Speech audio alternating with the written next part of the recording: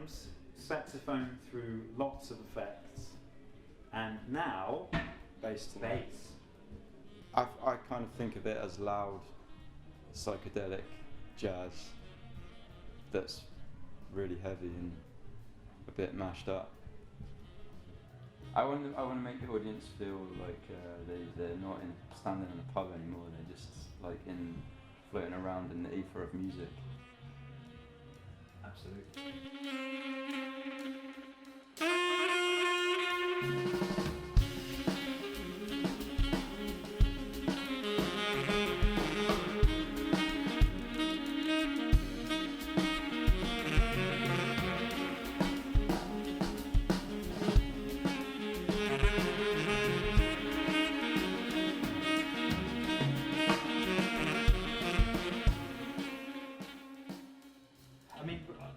I feel like we've been a little bit spoiled in Bristol because I've spoken to, throughout the pandemic, I spoke to a lot of musos kind of elsewhere, and there weren't, a lot of people said there weren't that many things going on, and as soon as we could in Bristol there were seated gigs.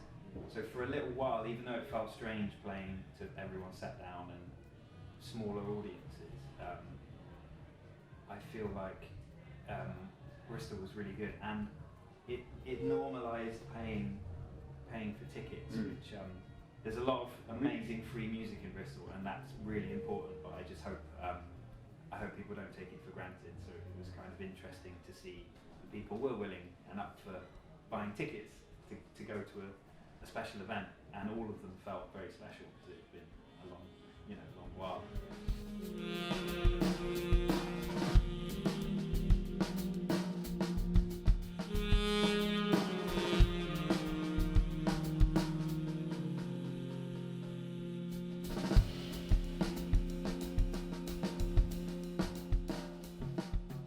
Gig we did in September 2020, it was sold out, but there at the front table and there was like a woman, and she bought tickets with all her friends, and none of her friends turned up. She was just there on her own in the front table.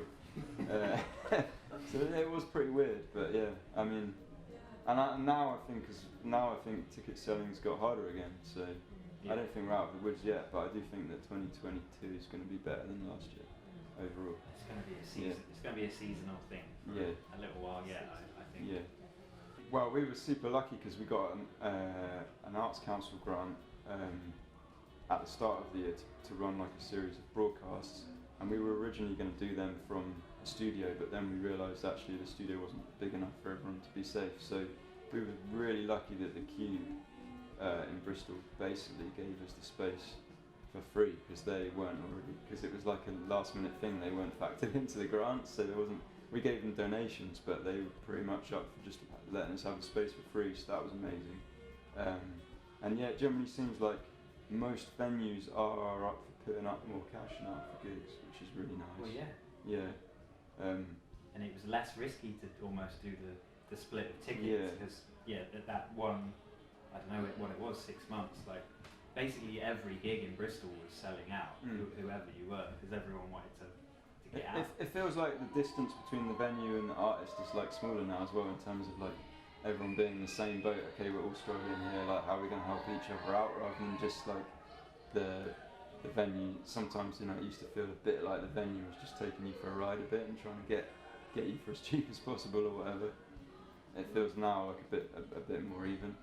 But I do feel like, I don't know, Bristol's definitely got a good community. Yeah, we haven't we've lost a couple of venues, but like a venue even like set themselves up during the pandemic. I don't know how they've managed that, but it's been going really well. There are definitely promoters that do have a bit more of a longer term vision and are a bit more maybe wise, I guess, about that, and they're not just looking to make a quick buck. They're sort of trying to set up communities and nights that can run for a long time and build it from the ground up. So.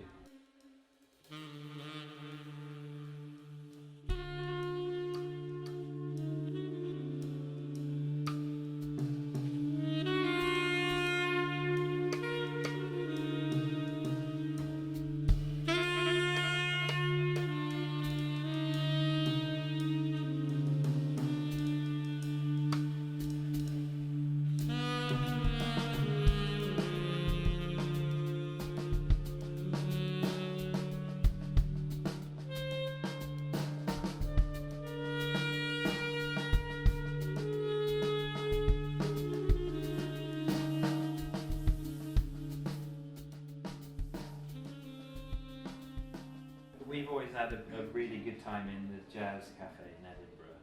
Yeah, that was cool. So Yeah. that's always going to be up there for me. Sage is an amazing one. Roundhouse. I really like Yellow Art Studios in Yeah, Sheffield. that's I great. just played there once, but that's awesome.